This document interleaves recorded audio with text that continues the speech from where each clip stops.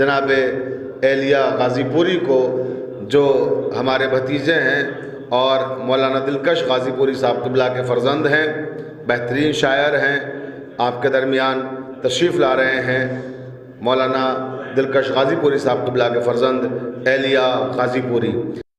بلند صلوات سے اہلیہ غازی پوری کا خیر مقدم فرمائیں۔ ایک کلام ایک اور باوجہ بلند صلوات پڑھ دیں حضرات۔ ملاحظہ کریں گے سب سے آغاز میں ایک مطلب اور دو شعر عرض کرتا ہوں۔ دیکھیں گے کہ جو دریال پہ سر اپنا جھکائے ہوئے ہیں، جو دریال پہ سر اپنا جھکائے ہوئے ہیں، مثل فطرس وہی تقدیر بنائے ہوئے ہیں۔ جو دریال پہ سر اپنا جھکائے ہوئے ہیں، مثل فطرس وہی تقدیر بنائے ہوئے ہیں، تو موت سے مر نہیں سکتے ہیں عزادار حسین، یہ دعا مادر حسنین کی پائے ہوئے ہیں۔ موت سے مر نہیں سکتے ہیں عزادار حسین، یہ دعا مادر حسنین کی پائے ہوئے ہیں۔ شعر ملاحظہ کر لیں کہ یہ دعا مادر حسنین کی پائے ہوئے ہیں، تو کوئی صدیق بنے یا ہو کوئی سیف اللہ، کوئی صدیق بنے یا ہو کوئی سیف اللہ، سارے القاب تو حیدر کے چرائے ہوئے ہیں۔ کوئی صدیق بنے یا ہو کوئی سیف اللہ، کوئی صدیق بنے یا ہو کوئی سیف اللہ، سارے القاب تو حیدر کے چرائے ہوئے ہیں، سارے القاب تو حیدر کے چرائے ہوئے ہیں۔ ملاحظہ کریں گے، عرض کرتا ہوں محبت ہے کہ جو دریال پہ سر اپنا جھکائے ہوئے ہیں، مثل فطرس وہی تقدیر بنائے ہوئے ہیں، موت سے مر نہیں سکتے ہیں عزادار حسین، یہ دعا مادر حسنین کی پائے ہوئے ہیں۔ مطلب عرض کرتا ہوں، دیکھیں گے مطلب عرض کرتا ہوں کہ مجھ پر میرے خدا نے کتنا کرم کیا ہے، مجھ پر میرے خدا نے کتنا کرم کیا ہے، زہرا کے در کا نوکر مجھ کو بنا دیا ہے، زہرا کے در کا نوکر مجھ کو بنا دیا ہے، تو کوثر کی آیتوں نے بوسے لیے قلم کے، کوثر کی آیتوں نے بوسے لیے قلم کے، کاغذ پہ میں نے جس دم یا فاطمہ لکھا ہے، کوثر کی آیتوں نے بوسے لیے قلم کے، کاغذ پہ میں نے جس دم یا فاطمہ لکھا ہے، تو سب نعمتیں نبی نے پائی ہے اس زمین پر، سب نعمتیں نبی نے پائی ہے اس زمین پر، بس ایک نور زہرا معراج پر ملا ہے۔ سب نعمتیں نبی نے پائی ہیں اس زمین پر، بس ایک نور زہرا معراج پر ملا ہے، بس ایک نور زہرا معراج پر ملا ہے۔ پیدر پہ آپ نے دو مجلسیں سنے، دونوں مجلسوں میں سے ایک ایک شعر ملاحظہ کریں گے کہ سب نعمتیں نبی نے پائی ہیں اس زمین پر، بس ایک نور زہرا معراج پر ملا ہے۔ آپ صلوات پڑھ دیں مل جل کے آپ حضرات۔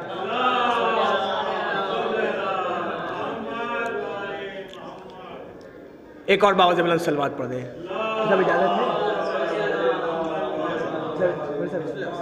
سب نعمتیں نبی نے پائی ہیں اس زمین پر، بس ایک نور زہرا معراج پر ملا ہے۔ شعر دیکھیں کہ دیکھو ذرا بخاری اس میں ملے گا تم کو، دیکھو ذرا بخاری اس میں ملے گا تم کو، جس سے خفا ہے زہرا اس سے خدا خفا ہے۔ دیکھو ذرا بخاری اس میں ملے گا تم کو، جس سے خفا ہے زہرا اس سے خدا خفا ہے، تو ہے نام اس کا شامل زہرا کے قاتلوں میں، ہے نام اس کا شامل زہرا کے قاتلوں میں، میت میں مصطفیٰ کی جو بھی نہیں رہا ہے نام اس کا شامل زہرا کے قاتلوں میں، میت میں مصطفیٰ کی جو بھی نہیں رہا ہے۔ شعر دیکھیں کہ کرار اس کو کہنا ہے جہل کی علامت، کرار اس کو کہنا ہے جہل کی علامت، جو چھوڑ کر علم کو میدان سے بھاگتا ہے، جو چھوڑ کر علم کو میدان سے بھاگتا ہے۔ ایک شعر پیش کرتا ہوں، ملاحظہ کریں گے، دیکھیں کہ جو چھوڑ کر علم کو میدان سے بھاگتا ہے، تو کیسے رسول دیتے بیٹی کا ہاتھ اس کو، کیسے رسول دیتے بیٹی کا ہاتھ اس کو، خود جانتے تھے جس کو یہ جھوٹ بولتا ہے۔ کیسے رسول دیتے بیٹی کا ہاتھ اس کو، کیسے رسول دیتے بیٹی کا ہاتھ اس کو۔ کیسے رسول دیتے بیٹی کا ہاتھ اس کو، خود جانتے تھے جس کو یہ جھوٹ بولتا ہے، تو اے سجدہ کرنے والوں یہ بھی تو یاد رکھو، کرب و بلا کا صدقہ کعبہ بچا ہوا ہے، کرب و بلا کا صدقہ کعبہ بچا ہوا ہے۔ آخری شعر دیکھیں کہ بتلاؤ ظالموں تم جاؤ گے کیسے جنت، بتلاؤ ظالموں تم جاؤ گے کیسے جنت، دروازہ جنا پہ محسن کھڑا ہوا ہے، بتلاؤ ظالموں تم جاؤ گے کیسے جنت، دروازہ جنا پہ محسن کھڑا ہوا ہے۔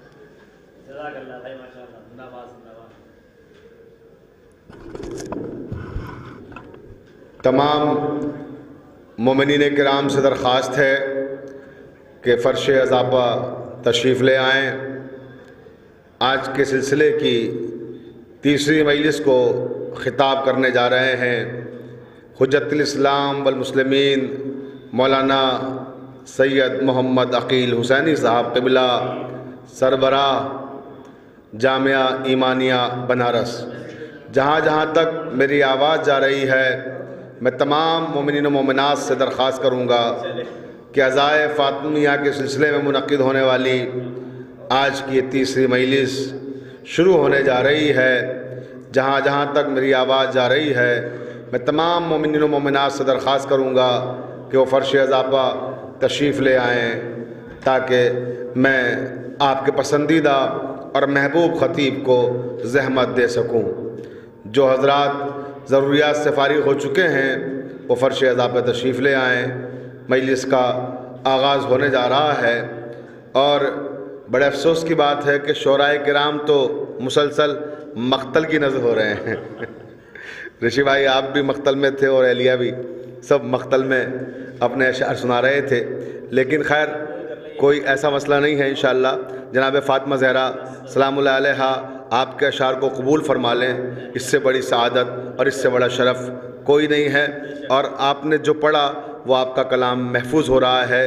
مختلف چینل ہمارے یہ براہ راست ہماری ان مجالس کو نشر کر رہے ہیں، جس میں گراف ایجنسی ہے جس پر یہ مجالس دیکھی جا رہی ہیں، انڈیا کے ازادار ہے جس چینل پر یہ مجالس دیکھی جا رہی ہیں، اور دوسرے چینل بھی ہیں یہاں پر جو ہماری ان مجالس کو براہ راست نشر کر رہے ہیں۔ آپ حضرات سے درخواست ہے تھوڑا تھوڑا آگے آ جائیں تاکہ میں پھر آپ کے پسندیدہ اور محبوب خطیب کو زحمت دے سکوں۔ بلند ترین صلوات پڑھیں محمد والے محمد پر۔ علامہ محسن نقوی شہید کے 4 مصروں کے ساتھ زحمت دے رہا ہوں کہ او حیدر کرار کے بدبخت عدو سن۔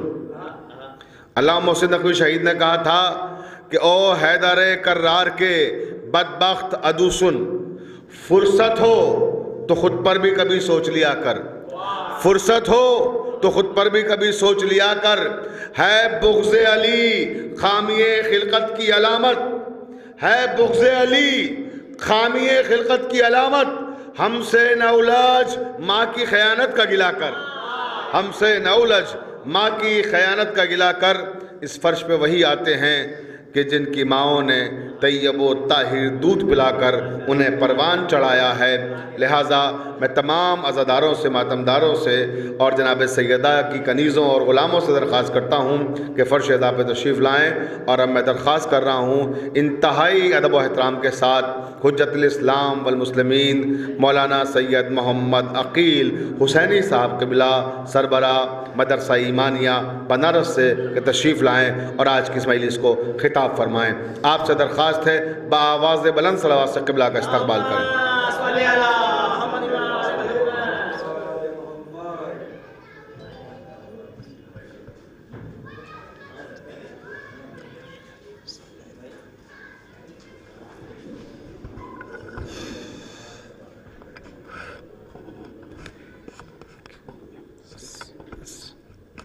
کافی ہے۔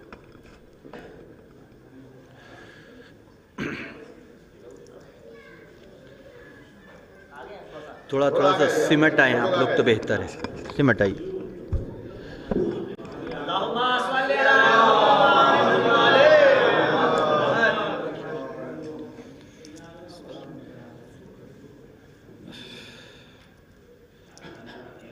حضرات، ہمارے بہت عزیز مولانا شفیق حسین شفق صاحب نے مجھے ایک خبر دی کہ میں کسی ادارے کا مدرسہ ایمانیہ کا سربراہ ہوں، تو میں یہ تو مانتا ہوں کہ میں سربراہ ہوں لیکن کسی ادارے کا نہیں ہوں۔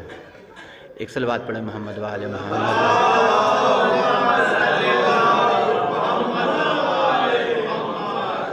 رحم اللہ من قرأ الفاتحہ۔ بسم اللہ الرحمن الرحیم۔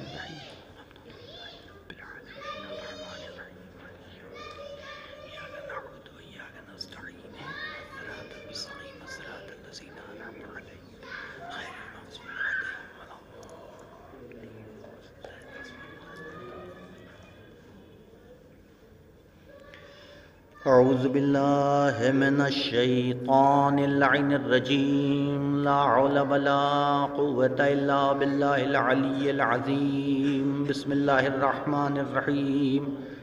الحمد للہ رب العالمین بارئ الخلائق اجمعین، والصلاة والسلام علی اشرف الانبیاء والمرسلین، صاحب الحوض والکوثر والتاج والمغفر والخطبة والمنبر والوجه الانور والخد الاقمر والجبین الازہر والحسب الاطہر والنسب الاشہر، النبی الامی المکی المدنی القرشی الحاشمی الابدعی البتی التہامی العجازی العربی الرسول المسدد المصطفى الامجد المحمود الاحمد، مولانا مولا الكونين جد الحسن والحسين ابي القاسم محمد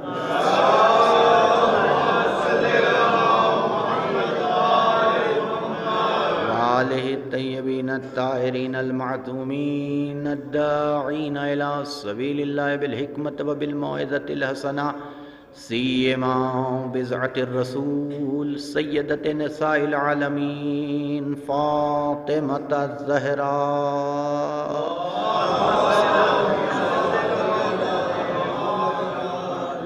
اما بعد فقد قال اللہ تعالی وتبارک فی قرآن المجید وفرقانہ الحمید وقولہ الحق۔ بسم اللہ الرحمن الرحیم۔ انا اعطیناک الکوثر فصل لربک وانحر انا شانئک هو الابتر۔ ایک صلوات پڑھ دیں۔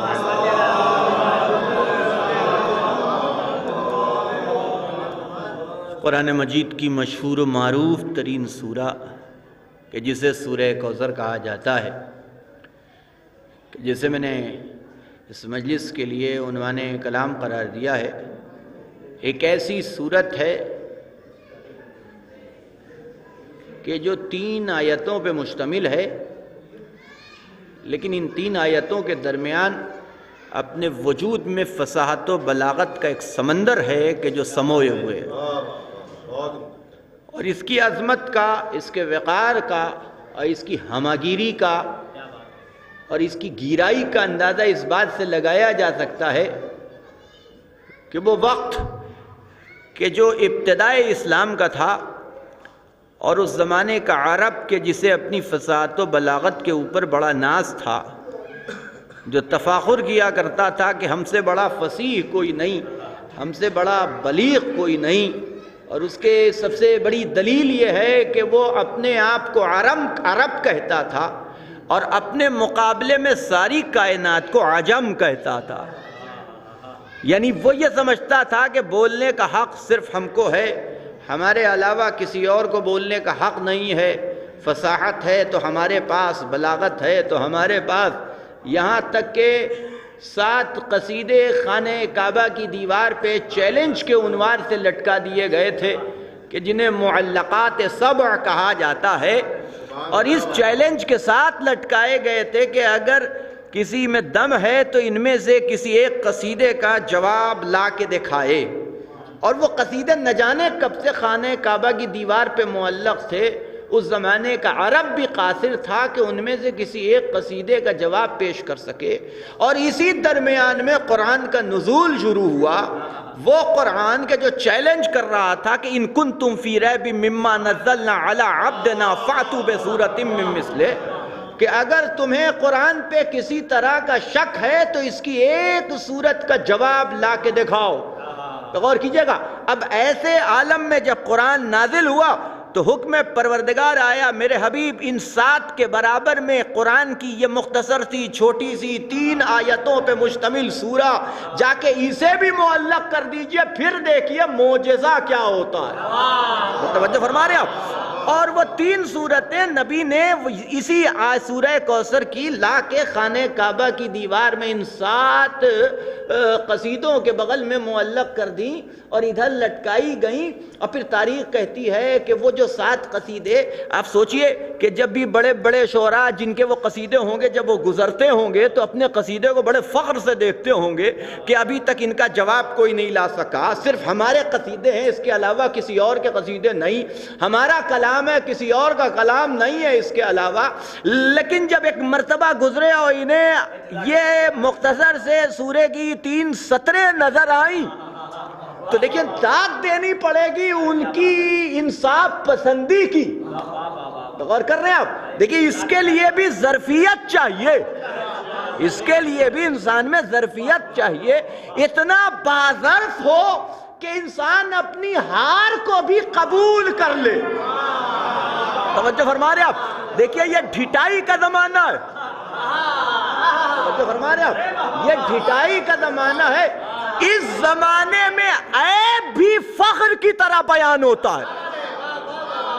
غور کر رہے ہیں آپ؟ یعنی اس زمانے میں انسان اپنے نقص کو بھی، اپنے عیب کو بھی ڈھٹائی کے ساتھ بڑے فخر سے بیان کرتا ہے، اپنے عیب کو بھی عیب ماننے کے لیے تیار نہیں ہوتا، اپنی ہار کو ہار تسلیم کرنے کے لیے تیار نہیں ہوتا۔ اور یہی کمال ہے علم کا۔ دیکھیں جہالت اور علم میں سب سے بنیادی فرق یہی ہے کہ علم انسان کو واقع بین بناتا ہے۔ توجہ فرما رہے آپ؟ علم انسان کو حقیقت پسند بناتا ہے۔ ٹھیک ہے وہ مشرک تھے، ٹھیک ہے کہ وہ کافر تھے، ٹھیک ہے کہ وہ بتوں کے سامنے اپنے سر تسلیم کو خم کرنے والے تھے، ٹھیک ہے کہ وہ 365 خداؤں کے ماننے والے تھے، لیکن اس کے باوجود چونکہ صاحب علم تھے۔ توجہ فرما رہے آپ؟ لہذا ان کو عیب اور ہنر کا فرق معلوم تھا۔ توجہ فرما رہے آپ؟ کمال اور نقص کے درمیان میں وہ فرق کر سکتے تھے۔ لہذا جب انہوں نے یہ سورہ لٹکا ہوا دیکھا تو جس شاعر کا وہاں پہ وہ جو 7 کلام جو ہے وہ معلق تھا، ایک شاعر نے اپنے ہاتھوں سے وہ کلام اتار لیا۔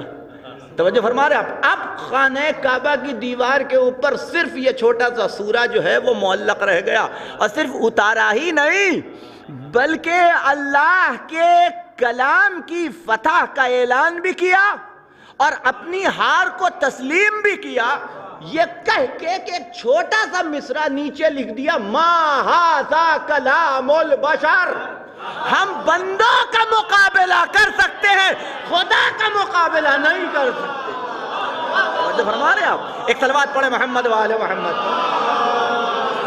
آیت دیکھیے، زیادہ وقت لینے کا ارادہ نہیں ہے، مختصر وقت میں گفتگو انشاءاللہ تمام ہو جائے گی۔ اور آپ سوچئے یہ امتیاز ہے اس چھوٹے سے سورے کا کہ جو سورہ کوثر کہا جاتا ہے 3 آیتوں پہ مشتمل ہے، اور خدا بند عالم آواز دے رہا، انا اعطیناک الکوثر، اے حبیب ہم نے آپ کو کوثر عطا کیا ہے۔ اب یہ کوثر ہے کیا؟ اب آپ جائیے گا تفسیر دیکھیے گا تو آپ کو پتہ چلے گا 34 معنی لوگوں نے کر دیے صرف لفظ کوثر کے، 34 معنی لفظ کوثر کہ کوثر سے کیا مراد ہے، کوثر سے قرآن مراد ہے، کوثر سے دین مراد ہے، کوثر سے شریعت مراد ہے، 34 معنی آپ کو مفسرین، اور یہ ساری تفسیریں کی گئی ہیں صرف در اہل بیت سے فرار کرنے کے لیے۔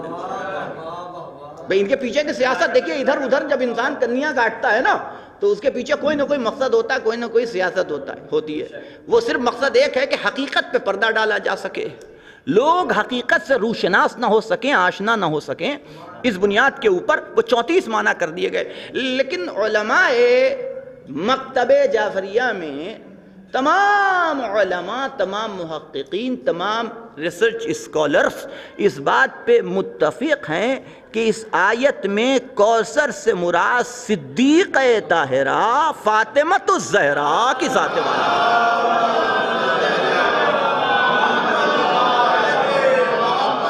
اور کر رہے ہیں آپ؟ اور آپ تصور کیجئے کہ دیکھیں کس اہتمام سے خدا بند عالم بی بی کو مخاطب کر رہا ہے، نام نہیں لے رہا ہے بلکہ لقب بیان کر رہا ہے۔ اور کوثر کے معنی کیا ہے آپ جانتے ہیں، مجلسی مجمع سنتا رہتا ہے کوئی نئی بات، اور میں کوئی نئی بات پڑھتا بھی نہیں، کوشش کرتا ہوں کہ جو آپ 50 مرتبہ سن چکے ہیں اسی کو بیان کروں، غور کر رہے ہیں آپ، تاکہ اسے ذہن قبول کرنے کے لیے آسانی سے راضی ہو چکا ہے، ہو جاتا ہے کہ ہم یہ جانتے ہیں۔ تو کوثر سے مراد کیا ہے؟ تو مراد جو ہے وہ کوثر کی میننگ جو دی ہے وہ ہے خیر کثیر۔ اب اللہ کا اہتمام دیکھیے کہ بیوی کو مخاطب کر رہا ہے تو نام سے نہیں، بلکہ کتنے پردوں میں فاطمۃ الزہرا کا نام لیا جا رہا ہے، نام نہیں لیا جا رہا ہے۔ انا اعطیناک الکوثر، اے حبیب ہم نے آپ کو خیر کثیر عطا کیا ہے۔ اور عجیب بات یہ کہ خیر کثیر، کثیر وہ ہم اور آپ نہیں کہہ رہے ہیں، توجہ فرما رہے ہیں آپ، یعنی یہ کثرت اور قلت کا تعلق سامنے والے کی ظرفیت سے ہے۔ یعنی کس چیز کو آپ کثیر کہتے ہیں اور کس چیز کو آپ قلیل کہتے ہیں، یہ ڈیپینڈ جو ہے وہ آپ کی ظرفیت پہ ہے۔ ممکن ہے کہ کوئی شے آپ کے لیے کثیر ہو لیکن وہی شے میرے لیے قلیل ہو جائے، ہے نا؟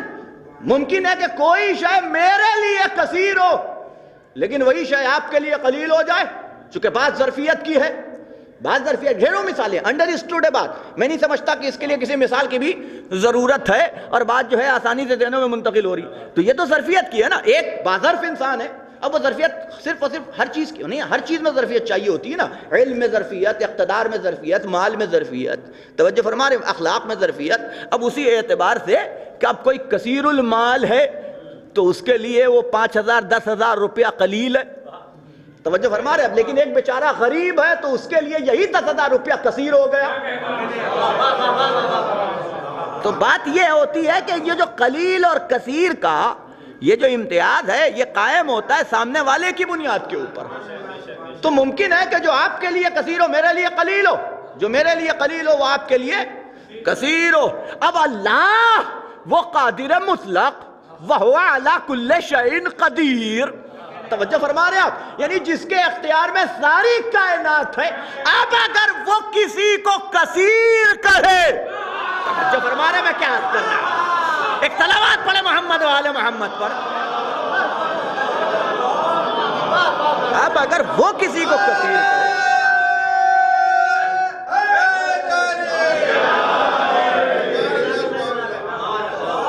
اب اگر وہ خدا کسی کو کہے کہ خیر کثیر، تو اب اس کثرت کی حدوں کو کون بتا سکتا ہے؟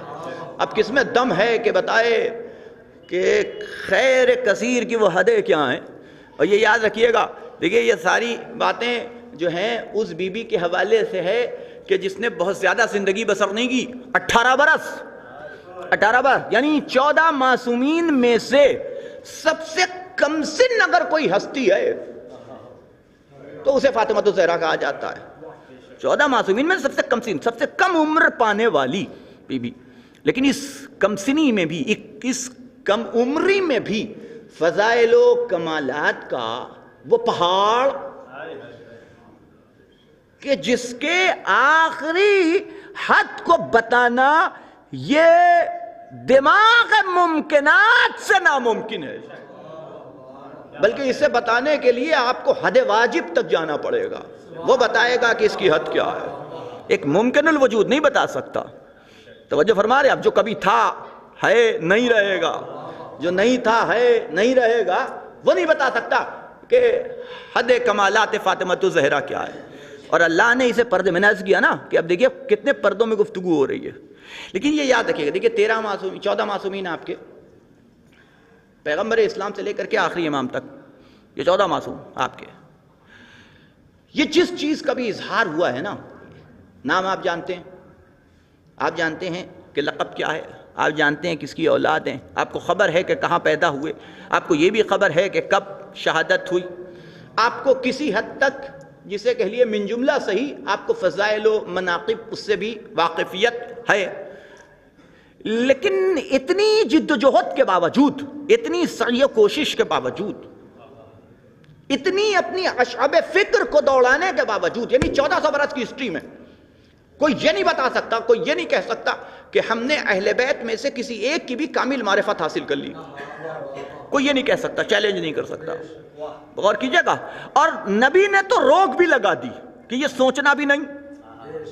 تم نے اگر چند جنگیں، چند فضائل و کمالات اہل بیت علی ابن ابی طالب ان کو جان لیا، ان کو سمجھ لیا، قرآن کی آیتوں نے تمہاری کچھ رہنمائی کر دی، اور کچھ فضائل کی سمندر میں تم تھوڑا بہت غوطہ لگا لیے، تو یہ نہ سمجھ لینا کہ تم نے حد فضائل علی ابن ابی طالب کو جان لیا. وہ تمہاری دسترس سے کہیں دور ہے، وہ تمہارے اختیار میں نہیں ہے، اور اسی لیے حد لگا دی کہ تھوڑا بہت پہچان گئے، یہی تمہاری اپنی بخشش کے لیے بھی کافی ہے، اور اسی کے بل پہ تم بہت کو بخشوا بھی سکتے ہو. وجہ فرما رہے ہیں آپ. دیکھیے میں جو بھی بات کہہ رہا ہوں نا، وہ خطابت نہیں ہے، اس کے پیچھے کوئی نہ کوئی حدیث یا قول معصوم جو ہے وہ پوشیدہ ہے کہ نہیں. تو یہ جو کچھ مل گیا اس کے اوپر اکڑنا نہیں، اترانا نہیں، اس کی بنیاد کے اوپر کسی کو حقیر نہیں. یہ ہمارا لطف کرم ہے کہ تھوڑی بہت معمولی سی معرفت اگر تمہارے کاسے سر میں، تمہارے دماغ میں، تمہارے فہم و ادراک میں سما گئی، اور پابندی لگا دی پیغمبر اسلام نے کہ علی کو کسی نے نہ پہچانا. اب دیکھ رہے ہیں آپ بات کو. دیکھیے سینٹنس ہے، جو جملہ ہے نا، جو جملہ میں نے کئی مرتبہ خدمت میں، آپ کی خدمت میں عرض کیا ہے، میرے لیے تو یہ مجمع پرانا ہے، نیا نہیں ہے، توجہ فرما رہے ہیں آپ. تو میں نے کئی مرتبہ عرض کیا کہ جب جملہ نگیٹو شروع ہو کے پازیٹیو ختم ہو، ہے نا، تو اس میں حصر ہو جاتا ہے، یعنی اب کوئی دوسری چیز اس میں سما نہیں سکتی. اگر خالی نبی یہ کہہ دیتے کہ علی کو میں نے پہچانا اور خدا نے پہچانا، اتنا کہہ دیتے تو وہ کیفیت نہیں پیدا ہو سکتی تھی. انسان سوچ سکتا تھا کہ ہاں ان کے علاوہ بھی کوئی اور ہے کہ جس نے علی کی معرفت حاصل کر لی، لیکن نبی نے جملہ نگیٹو شروع کیا کہ علی کو کسی نے نہ پہچانا.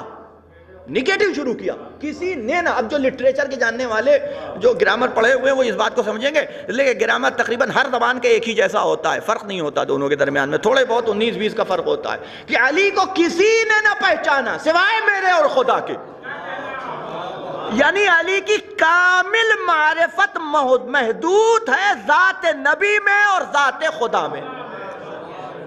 اس دنیا میں علی کو یا اللہ نے کامل طریقے سے پہچانا، چونکہ وہ خالق ہے، وہ نہ پہچانے گا تو کون پہچانے گا، یا نبی نے پہچانا، اس کے علاوہ کسی نے نہیں پہچانا. لیکن تو کیا پھر کبھی ہمیں حقیقت علوی جو ہے وہ ہم پہ کبھی آشکار نہیں ہوگی؟ عظمت فاطمہ زہرا دیکھیے، ہے نا، کیا حقیقت کا نہیں ایک دن ہوگی، ایک دن اللہ نے اٹھا رکھا ہے کہ جب ان حقیقتوں کے اوپر سے پردے اٹھائے جائیں گے. تشریف لائیں مولانا، ایک صلوات پڑھے محمد وآل محمد، ہے نا، ہے نا. ایک دن ایسا آئے گا کہ اللہ نے ایک دن اٹھا رکھا ہے کہ جب ان حقیقتوں پہ، ان چھپی ہوئی حقیقتوں پہ، ان پوشیدہ حقیقتوں پر سے پردے اٹھائے جائیں گے. وہ دن کون سا ہے؟ وہ میدان محشر. آج نہیں پہچان سکے، تم نے قدر نہیں کی، نبی کو اپنے جیسا سمجھ لیا. توجہ فرما رہے آپ، تم قدر نہ کر سکے، تم نے یہ سمجھ لیا کہ تمہاری طرح ہمارا نبی بھی عام انسان ہے. غور کیجئے گا، تم نے 2-4 جملوں میں اور اس کی بھول بھلیا میں جو ہے وہ کھو کر کے نبی کو اپنے جیسا سمجھ لیا. لیکن ایک دن ایسا ہے کہ جب ہم بتائیں گے کہ نبی کس کے جیسا ہے، غور کریں گے، تو وہ میدان محشر ہے کہ جب پردے اٹھائے جائیں گے آنکھوں کے اوپر سے، اور جب پردے اٹھائے جائیں گے تو انسان کو پتہ چلے گا کہ حقیقت محمدیہ کیا ہے. وہ میدان محشر میں حقیقت علویہ کیا ہے، حسین کی حقیقت کیا ہے، حسن کی حقیقت کیا ہے، یہ جو 13 معصومین ہیں ان کی حقیقت کیا ہے. وہ میدان محشر میں انسان کی آنکھیں پھٹی کی پھٹی رہ جائیں گی کہ جب اسے حقیقت دکھائی جائے گی ان شخصیتوں کی، ہے نا، ان ذوات مقدسہ کی حقیقت دکھائی جائے گی تو آنکھیں پھٹی کی پھٹی رہ جائیں گی. انسان حیرت کرے گا، افسوس کرے گا، اے کاش ہم اسی دنیا میں پہچان لیے ہوتے، اے کاش ہم ان کی معرفت اسی دنیا میں حاصل کر لیے ہوتے، اے کاش ان کی ہم نے قد. دیکھیے ویسے بھی ہم لوگ مردہ پرست قوم ہیں، آپ جانتے ہی ہیں، مردہ پرست. ہم کو کسی کی اچھائی زندگی میں نظر ہی نہیں آتی. اور کر رہا ہے، میں کیا کر رہا ہوں، ہم کو آج تک کسی کی اچھائی زندگی میں اس کی زندگی میں کوئی اچھا نہیں ہے، مرنے کے بعد وہ اچھا بننا شروع ہوتا. ہر ایک ہم نے یہ بہت سی چیزیں دیکھی ہیں, چاہے وہ عام آدمی ہو چاہے وہ عالم ہو. جب تک بیچارہ عالم تھا, کوئی عالم بھی تھا, تو اس کی کوئی قدر نہیں, کوئی عزت نہیں, کوئی احترام. مر گیا تو معلوم ہو 5-6 لقب لگا دیے, ہے نا. جب تک زندہ رہا بیچارہ مولوی تھا, مر گیا تو مولانا بھی ہو گیا, حجت الاسلام بھی ہو گیا, علامہ بھی ہو گیا, آیت اللہ بھی ہو گیا, مجتہد العصر والزمان بھی ہو گیا, پتہ نہیں کیا کیا ہو گیا مرنے کے بعد. جب تک زندہ تھا, غور کر رہے ہیں, تب تک اس کی کوئی قدر نہیں تھی. یہی عام انسانوں کا بھی معاملہ ہے. تو انسان اس وقت افسوس کرے گا کہ اے کاش کچھ معرفت بھی ان کی ہم حاصل کر لیے ہوتے, جب ان شخصیتوں کی حقیقت جو ہے وہ سامنے آئے گی. لیکن یہ یاد رکھیے گا, میدان محشر وہ دن ہے کہ جو ایک ایک کی حقیقت سے پردہ اٹھا سکتا ہے, لیکن میدان محشر بھی جس کی حقیقت سے, جس کی ہستی کی حقیقت سے پردہ نہیں اٹھا سکتا, اسے فاطمۃ الزہرا کہا جاتا ہے. یہ غور کریں میں کیا عرض کر رہا ہوں, فاطمۃ الزہرا کہا جاتا. کیوں؟ اس لیے کہ جب میدان محشر میں بھی یہ بی بی آئے گی تو منادی ندا دے گا, اے اہل محشر نگاہیں جھکا لو, فاطمہ جو فرما رہے آپ. اس دن آواز بلند ہوگی کہ اے اہل محشر اپنی نظریں جھکا لو, کیونکہ فاطمہ آ رہی ہے, فاطمہ آ رہی. اب آپ تصور کیجئے کتنا اختیار دیا تھا اللہ نے روز محشر کو, میدان محشر کو, وہ حشر کے وقت کو, کہ وہ ایک ایک کی حقیقت سے پردہ اٹھا سکتا تھا. لیکن پوری کائنات میں میدان محشر بھی جس کی ذات سے پردہ نہیں اٹھا سکتا, وہ 2 شخصیتیں ہیں. ایک خالق میں خدا کی ذات, ایک مخلوق میں فاطمہ کی ذات. اور کر رہے آپ, ایک صلوات پڑھے محمد والے محمد پر.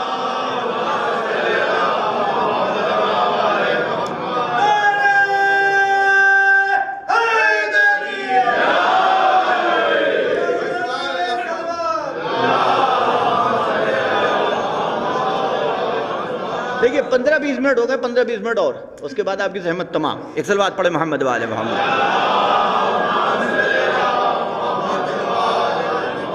اب تصور کیجئے کہ یہ عظمت ہے اس بی بی کی کہ 18 سال کی سن, 18 سال کا سن, عمر 18 برس, لیکن اس 18 برس میں مثلا وہ عظمت اور وہ مقام اور وہ مرتبہ.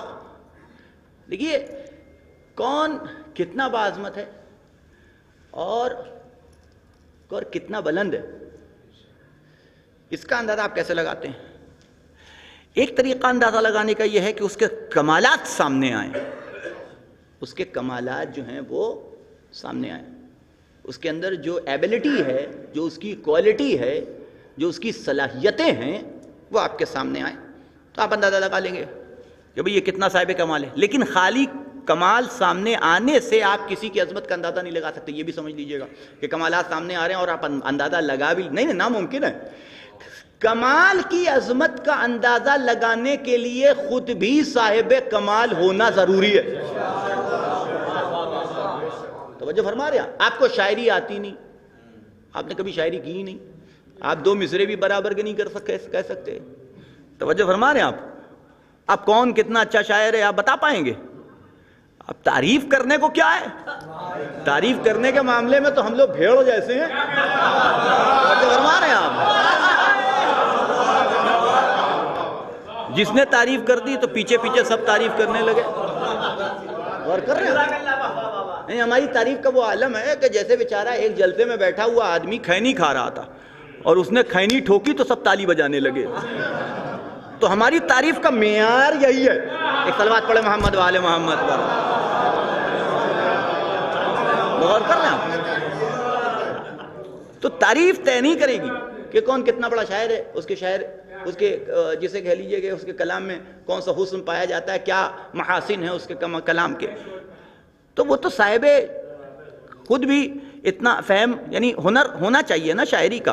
اچھا شاعری کے ہنر کا مطلب یہ بھی نہیں ہے کہ مصرع تو برابر کا کہنا جانتا ہو.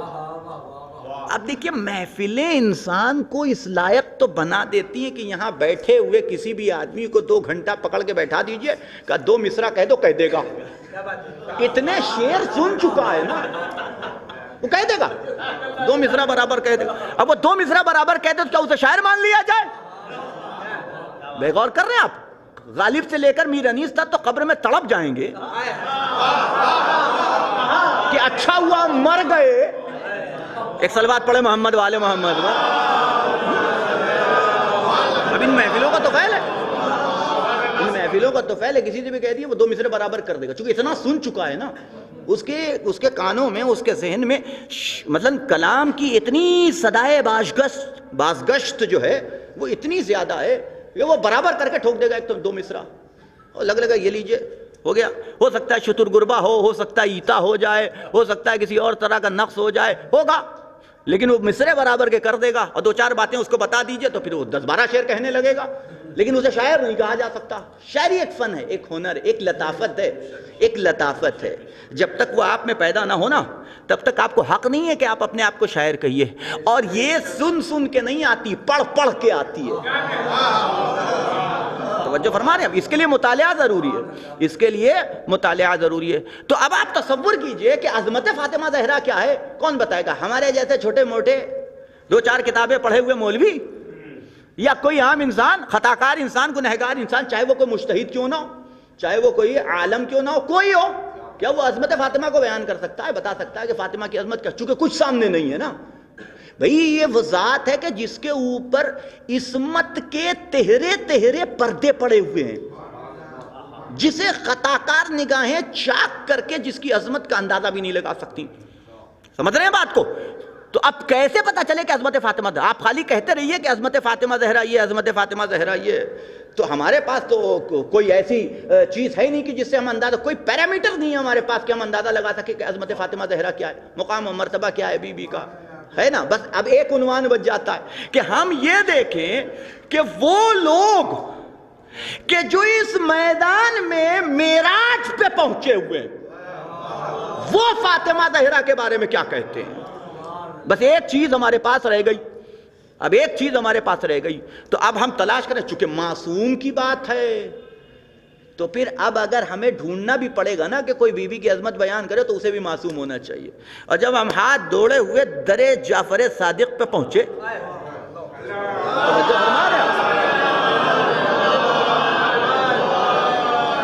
میں نے کہا نا میں کچھ نیا نہیں پڑھتا، نہ کوئی دعویٰ کرتا ہوں، سامنے کی بات ہے 50 مرتبہ کی سنی ہوئی. جب ہم پہنچے کہ مولا ہم آپ ہی کے فرقے سے تعلق رکھتے ہیں، ہم فرقہ جعفریہ سے تعلق رکھتے ہیں، آپ ہی نے سارا سلیقہ دیا، آپ ہی کا یہ مذہب ہے، سب کچھ ہے، آپ ہی بتائیے عظمت فاطمہ زہرا. کہنا کہ سنو بس اتنا سمجھ لو، اتنا کافی ہے تمہارے سمجھنے کے لیے کہ ہم سارے امام کائنات پہ حجت ہیں اور فاطمہ زہرا ہم اماموں پہ حجت. اور کر رہے ہیں آپ سوچیے.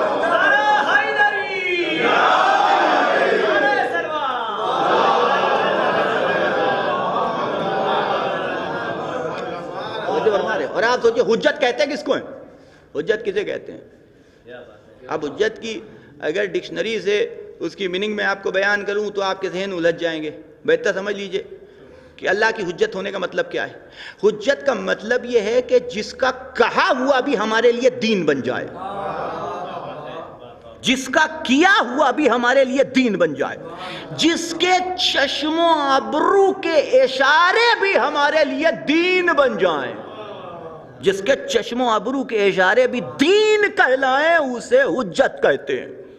غور کر رہے ہیں آپ؟ یعنی اس سے بہتر ڈیفینیشن میں آپ کی خدمت میں حجت کی نہیں پیش کر سکتا تھا کہ جس کے چشم و ابرو کے اشارے بھی جو ہیں وہ دین بن جائیں، اسے کہا جاتا ہے حجت. اور اب آپ تصور کیجئے یہ 13 امام ہیں، یہ جو 11 امام ہیں، یہ جو 12 امام ہیں ہمارے، ان کا معاملہ یہ ہے کہ یہ ہمارے لیے حجت ہے. یعنی ان کا کہا ہوا، ان کا کیا ہوا، ان کا بولا ہوا ہمارے لیے دین ہے.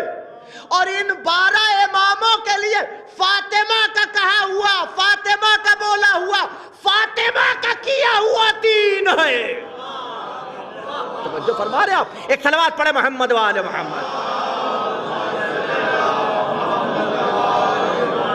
ختم کر دی میں نے بات، گفتگو اختتام کے مرحلے سے قریب ہو گئی. اب آپ تصور کیجئے کہ یہ عظمت ہے اس بی بی کی کہ امام فرماتے ہیں کہ یہ وہ ذات ہے کہ جو ہمارے لیے حجت ہے، ہم اماموں کے لیے حجت ہے، ہم اماموں کے لیے حجت ہے۔ اور آپ تصور کیجئے کہ جتنی بڑی شخصیت ہو نا، جتنی باعظمت شخصیت ہو، اگر اس کی ناقدری ہو نا، وہ اتنا ہی بڑا ظلم ہے، وہ اتنا ہی بڑا ظلم ہے۔ اگر کوئی عالم آ جائے، کوئی بزرگ عالم آ جائے، واقعاً صاحب علم، اگر وہ آئے اور کوئی صرف اس کے احترام میں کھڑا نہ ہو، ہے نا، کوئی اگر رسپیکٹڈ ہو، واقعاً صاحب علم ہو، باعمل ہو، متقی ہو، پرہیزگار ہو، صاحب علم ہو، اگر وہ آ جائے بزم میں اور کوئی اس کے احترام کے لیے اگر نہ کھڑا ہو، سب کھڑے ہوں، کوئی ایک نہ کھڑا ہو، تو پورا مجمع اسے گھورتا ہے۔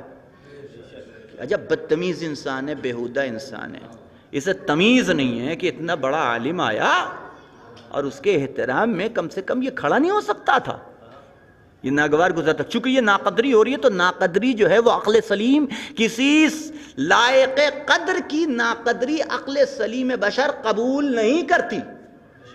توجہ فرما رہے آپ؟ اور آپ سمجھیے کہ فاطمہ زہرا دربار میں کھڑی رہی، کسی نے بیٹھنے تک کو نہیں کہا۔